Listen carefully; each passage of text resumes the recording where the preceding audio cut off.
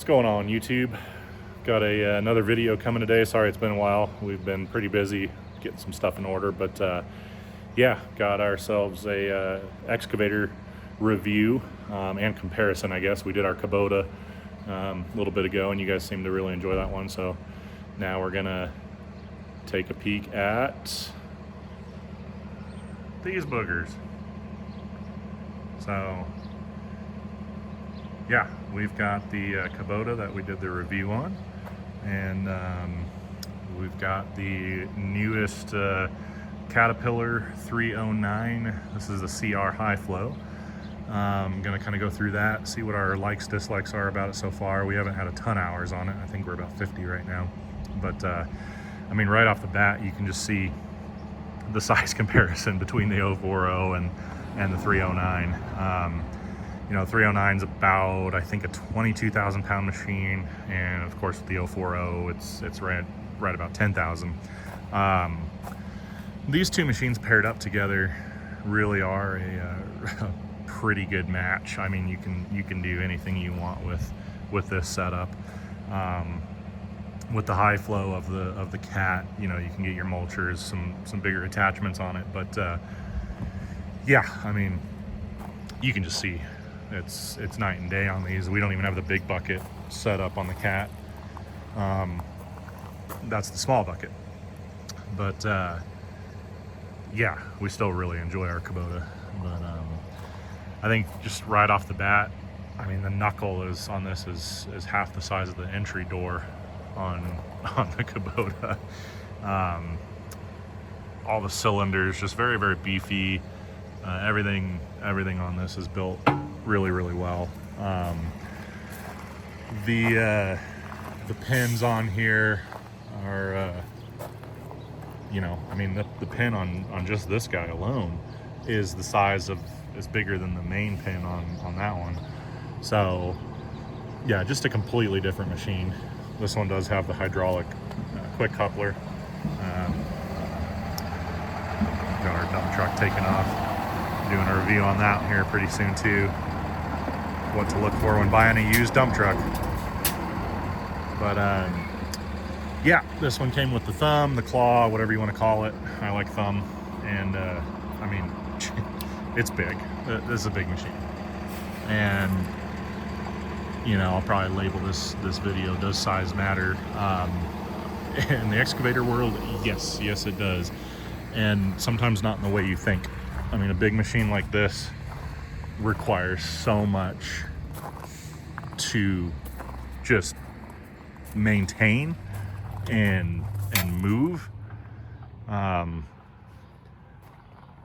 this thing is a beast, but it also requires a dump truck. It requires, you know, we've got those monstrous trailers, 50,000 pound trailers that you have to load it with and haul around with. So yeah, other than that, this thing is a great machine. It's smooth. Some of Caterpillar's smaller excavators I just am not very happy with, mostly on the electronic over hydraulic system of their valve bodies.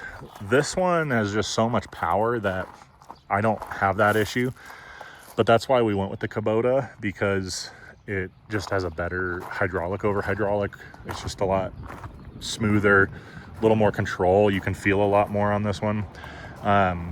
This machine, you don't necessarily need to feel. I mean, if you're gonna rip something, you're gonna rip something, and it's just not gonna care. So this one for moving dirt real quickly, and you're not worried about getting into your lines. You know, if you've got utility lines and you're working around, I'd hop in this machine, work around utility lines, get in this one, move all the dirt. This machine is slow. I mean, track wise, it's a slow machine. Digging wise, it is fast. It's scary fast. You can put this thing into high speed mode and it's fast. For how big it is, you got to be careful. But track wise, it's kind of slow. If you got to move around property and stuff, this is still the machine I think you're going to want. Maybe the like 048 or the U48. It's just a faster machine if you're going to be a property owner and you're looking just to maintain your property. this is your machine. It's just quick, versatile, very strong, good on fuel. So yeah, you still got plenty of horsepower. You're still turboed if you're in high altitudes. This one, you're 60 horsepower, so it's not a huge jump. I mean, you're 40 horsepower in this versus 60 in that, but the flow on the hydraulics is just a lot different. They've really bumped it up. This has the throttle management system, which I've really fallen in love with. Caterpillar did such a good job on that, on just knowing what you're needing and giving you the perfect amount of throttle for it. It does a very, very good job at that. So we are very happy with that. Cab space is plenty. I like the little footrests they give you. Those are nice. This has the joystick control, so you don't have to use the track travel arms if you don't want to. I am a little disappointed with the joystick track control. It's great for just going straight, but anytime you have to make like a minute turn or anything like that, it really struggles. I'm really surprised. If you got to make a turn, it is way easier to do a turn with those than it is with the joystick. I don't know why. I don't understand why they couldn't have used the same control they have on their skid steers to control the tracks, but there's a disconnect between the joystick versus using just the regular handles or the pedals for your feet. So yeah, if you need to like move around something, try and make some easy turns, using the handles are still, or the foot pedals are still preferred on that. But if you just got to go in a straight line, you can set the cruise control up, turn the joystick on. Let's say you're cleaning ditches and you just got to go in a straight line and you just want to sit back and relax. You push the button, you go forward, you go backwards. It's real easy.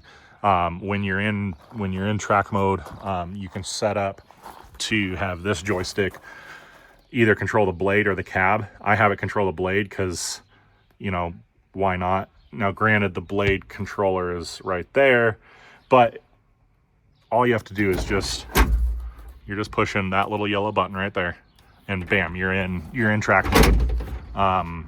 It's real easy to go back and forth. So that part of it is really nice, especially if you just need to do a straight line, you're doing some ditches, you're doing some trenching. You don't have to, it's like a first world problem, right? Oh, I got to put my feet up and control this. You just push the button, pull the joystick back, you move your couple feet, push the button, you're back in backhoe mode. So I've really enjoyed it. I just wish it was a little more like the skid steer when it came to turning. Seat's very comfortable. It's nice. It's got air ride. I would definitely get any machine now with air ride. The little joystick control, I guess we can hop up in there and take a peek, is a little goofy. Yeah. So it takes forever to start. So I just put the key on.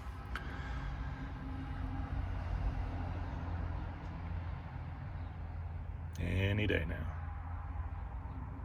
And I don't know if this is just a software update or what, but it takes forever to start up. I mean, it's just enter our code. Of course, it's 6969 if you guys were wondering. Still thinking. Bam. We're ready. Yay. All right. Very quiet. Very, very quiet. This thing is so comfortable to sit in. I am so impressed with the sound level in here. Very quiet. The screen, super nice. I need to get a screen protector. I got one for RSVL, but you can go find those online. Screen is super nice. Kat did a great job with this. It's got everything you could really need. It's very responsive. I mean, you've got auto HVAC controls here. Very nice cab layout. Everything in here is top notch. I've been very happy with it. I don't quite understand the need for this to control everything, mainly because there's no back arrow, unless I'm just a retard and don't know.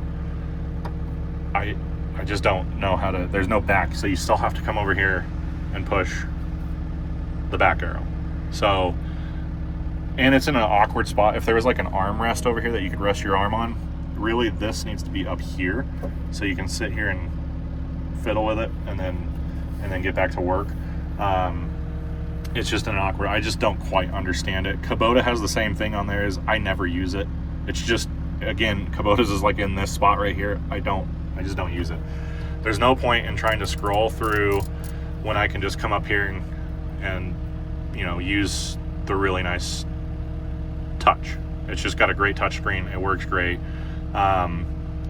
It's got so much, once you learn everything on this, like what everything means, it's really handy. There is a lot to learn on here, but yeah, as far as the auto throttle goes, you know, you put your, so it's gonna go up. That's not even full throttle, and now it's kind of set to do what I need it to do. If I'm using this, it's gonna throttle up to that. It'll throttle up more as it senses I need more. And if it senses I need less, it'll use half throttle. It's just been very, very good at throttle management. I've been very happy with it. It's got, I didn't even notice this before, a really cool sunroof. So if you want to get that sun out of your eyes, you can. But then if you need a huge open space, it has it. This is one of the biggest open spaces in a, you know, medium to mid excavator, to small excavator. The Kubota's is kind of limited. So, but with this arm on here, you need that. I mean, this arm is giant, so you need a nice big window. But I really like that they give you the option to shut that if you want. You have a lot of really good visibility through the glass. They did honestly a really good job with the glass. I personally would kind of probably like to have this screened. It's just a big chunk of glass to be broken. But as far as visibility goes, it is really nice. So, but we don't get anything super crazy with this. Like, you're not gonna be bringing in a whole bucket full right up to your cab. If you are, then I don't know what you're doing, but you should be doing something else. So I get not having a screen on here. You're way out, you're 20 feet out. It's not gonna be a problem. Other than that, you know, there's little things that I noticed the Kubota does a lot better at, like fit and finish. Like, look at that. That should be right there. I know it's a stupid adjustment, but that should have been from the factory. Again, you're paying so much money for these. If you're gonna spend $160,000 or more on an excavator, fit and finish on that kind of stuff should just be, you know, there's like little plastic stuff. The joysticks feel cheap. Again, that's been my gripe with Cat on their smaller excavators, is some of the stuff just doesn't feel as premium. But since they put a lot more of work into some of the engineering behind that, I'm kind of okay with that, because yeah, this thing's built like a tank. So if it skipped out on a joystick and made it feel a little cheaper, I'll give them some grace on that. If the rest of the machine felt super cheap, then I would have a problem. Let's see, we've got tracks. Of course, the pads on them have held up pretty good. The tracks themselves, you know, steel tracks, there's not a whole lot you can say about those. This sucker right here is a monster. Yeah, this blade, it pushes. It does a good job. I haven't had any complaints with it. The amount of grease this thing goes through, I mean, you need like 2 tubes of grease every time you have to do a grease on this. It's crazy the amount of grease you got to do. And I would say do the greasing, do it properly. You don't need to be doing main pins, you know, right away. And with the amount of weight this thing is carrying, it needs a good grease. So yeah, that would be probably my biggest thing, is just make sure you do the greasing on it. It's going to save you in the long run. But the one thing I do like, you know, Cat has a good pin design. A lot of their pins are very, very nice. I've always liked this style. You can unbolt it, take it out. It's got a lot of places to pry on and pull it out on. You're not bashing your pins if you don't have to. I've always liked Cat's pin design. So yeah, let's see.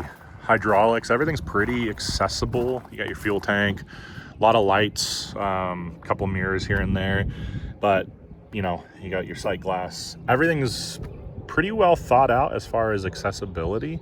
Yeah, lots of open access to everything. I mean, you can get to all your hoses in here. You can get to all your filters. Everything in here is not jumbled up and tight, so that is really nice. You can get to your valve body.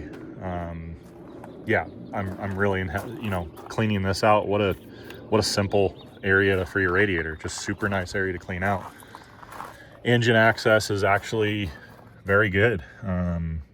Yeah, this is great. So this is the Cat 3.3. It's a Kubota. This is a Kubota motor. It's the Kubota 3300. Same exact motor that is in that SVL over there is right here. It's just detuned. I believe this is 60 horsepower. The one in the Kubota 75. So yeah, if you you get parts, you can go to Kubota, but Cat's gonna have all these. Cat does a very good job at keeping parts around. So, but yeah, good Kubota motor. It starts, it runs, it does the job. It's pretty fuel efficient. I wouldn't say it's the most fuel efficient. I still like that little Kubota over there because it'll run on some diesel for a long time. Big old monstrous hydraulic pump. DPF is very easy to get to if you have to. I mean, that's just a great place for it. When Cat was sticking these in their skid steers, they kept that right where it's at because this is how Kubota kind of sells it to Cat and to Bobcat and to everybody else. When Kubota sticks this motor in the SVL, this thing is moved to inside the cab where you can get to it really well. In this case, this is a perfect spot. Like, this is a great spot for it. Easy to get to, easy to change. In Cat skid steers, it was an engine out job. In their new 265s, I don't think that's the case. I think they learned from that mistake. I don't believe they're using Kubotas anymore. But they're still using it here. This works. It's just a good spot. Exhaust, good spot. We haven't gone through a regen yet. That's one thing I did notice about this motor. Same with the SVL. We just went through a regen. We're at 100 hours on that. Went through its first regen. We're at 50 hours with this. We haven't gone through a regen yet. That Kubota over there went through a regen at like 10 hours. So something with the 3 cylinders. I don't know what it is. Maybe they just go through regens a lot more. But on this guy, it must run very, very clean because it just doesn't have to regen. I mean, shoot, everything else on this is, it's just solid. I haven't had any issues. The access to the cabin air filter, very easy. You've got one there, and then there's the internal cabin air filter right there. Just super easy to get to. The auto air on the cabin air is so nice. I was so disappointed why Kubota I think they may have on their newest one, but still, I don't even think they have, actually. They're still just using a manual. And again, there's nothing wrong with that. The Japanese mentality is, if it broke, don't fix it. But man, if you're gonna sit in this thing for any period of time, it is so nice just to have the air kind of do its thing for you. You're not sitting there fiddling, oh, I'm sweating, oh, I'm freezing, oh, I'm sweating. And that's what I find myself with the Kubota constantly doing is I'm cold, I'm hot, I'm cold, I'm hot. So, yeah, I think these are made in Japan too. No, Illinois.